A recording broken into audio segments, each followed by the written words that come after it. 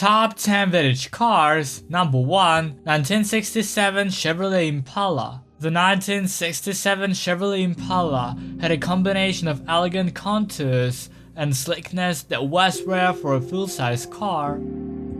Its silhouette was closer to the bottle shape of the Pontiac Catalina pig bottle, which was popular in the late 1960s.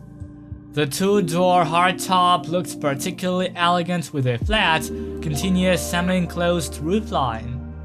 Thanks to the curve of the rear fender, the side windows tapered toward the tail and ended at a sharp angle.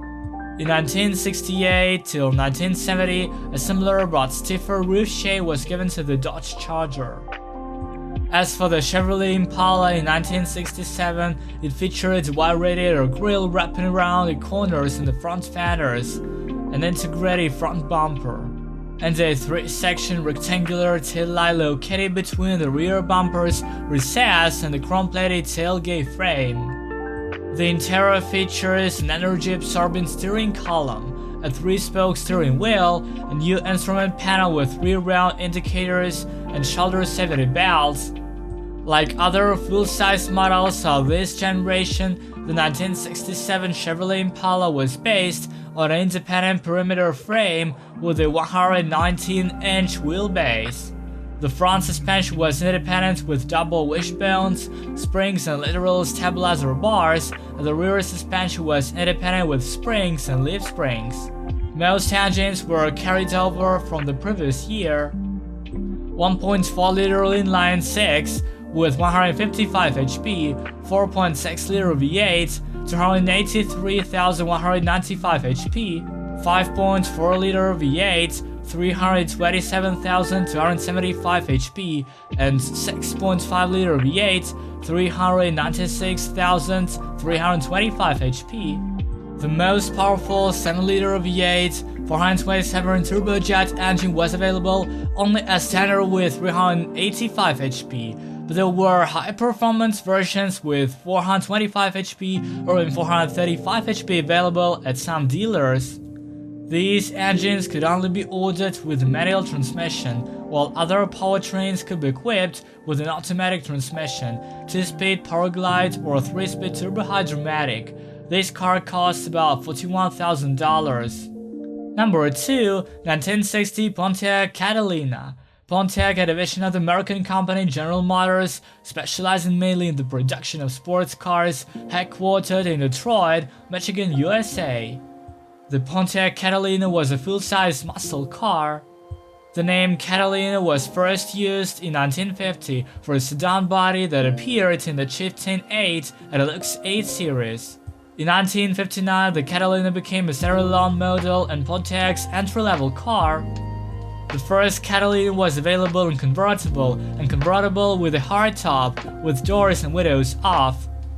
In 1960, the Catalina received minor bodywork changes, including a new horizontal radiator grille. This grille had only been used for 1 year and was later replaced by a twin grille, and also round headlights. For the first time, the options list included a portable sport transistor radio, which could be used both inside and outside the car. Average price is $21,000 US. Number 3. 1955 Pontiac Star Chief. In 1955, Pontiac unveiled the most extensive changes since 1933, a single belt line, integrated rear fenders, a new body with a flat hood and trunk lid, a most robust express chassis, and a 6 and 8-cylinder side valve power unit replaced by the overhead valve stratospheric V8 engine. Although it was not the first V8 engine in Pontiac's history, the company built the famous Pontiac V8, which is adopted from Oakland in 1932. It was the ancestor of the 3-carbureted 8 that made the brand famous in the 1960s. Designed by engineer Mark Frank under the direction of Ed Delaney, it had a cast iron block and blockhead, 90 degrees camber, forged crankshaft with 5 main bearings, and 2 valves per cylinder actuated by push rods from the lower camshaft. In the first year of production, this engine had a displacement of 4,706 centimeters cubed, and a power output of 173 HP with a 4-speed mechanical transmission and 180 HP with a 4-speed automatic hydromatic. This was the first engine of this type ever made available. In 1954, the overhead cylinder engine accounted for less than 10% of sales, so the company decided to discontinue it. The price of this car is about $30,000. Number 4. 1965 Ford Fairlane. When Ford launched the Falcon compact car, there was a price gap between it and the full-size model that only a mid-size car could fill. American Motors had been producing the mid-size Rambler for some time, and it had not sold well. Ford President Lee Iacocca followed suit in 1962 with the introduction of the new Ford Fairlane, a mid-size model with a 115.5-inch wheelbase. The Fairlane name had previously been applied to the basic full-size Fords, but the company now offered one car in each category.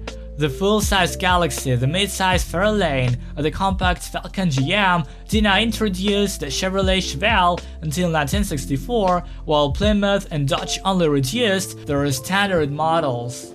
The design of the Ford Fairlane was as close as possible to the full-size Galaxy. It was updated every year, except for the small tail fins, which were retained on the Fairlane in 1962 and 1963, and the horizontal twin headlamps, which replaced the vertical ones in 1965.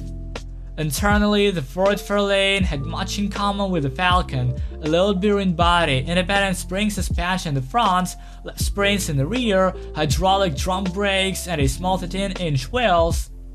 The price is approximately $16,000. Number 5. 1959 Buick Le Sabre. 1959 was a turbulent year for the Buick brand, with the old Roadmaster, Super, Century, and Scenic models disappearing and being replaced by the LS Terra 225, Electra, Invicta, and Le Sabre. The latter used the same C-body platform as the Cadillac and Oldsmobile 98, while the other models used the B-body platform GM with a wheelbase of 3,100mm.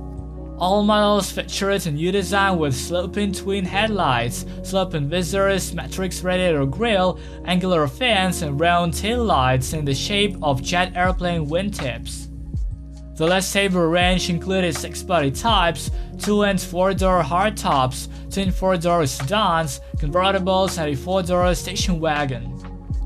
The price is now around $70,000. 1956 Pontiac Star Chief. Changes in the design of the Pontiac in 1956 were minor: a new radiator grille, front bumper with protrusions in the form of decorative turbines, body-colored paint, and a 2-color paint scheme. Instead of the star symbol, Star Chief was now distinguished by a chromed arrowhead with 2 lighty holes in front of the taillights. A new body type appeared in both series: a 4-door Catalina sedan hardtop. The Stratostreak V8 engine was enlarged to 5,195 centimeters cubed, and the transmission providing 192/205 HP for the Pontiac Chieftain and 216/227 HP for the Pontiac Star Chief. The list of options included a new 4-speed automatic transmission Stratoflight Hydromatic. Despite these improvements, year-end sales fell to 40,500 units. If you want to buy the car, you should know its price. The price now is about $53,000. Write in the comments which vintage car you liked the most. Be sure to hit the like button and subscribe to the channel. Bye.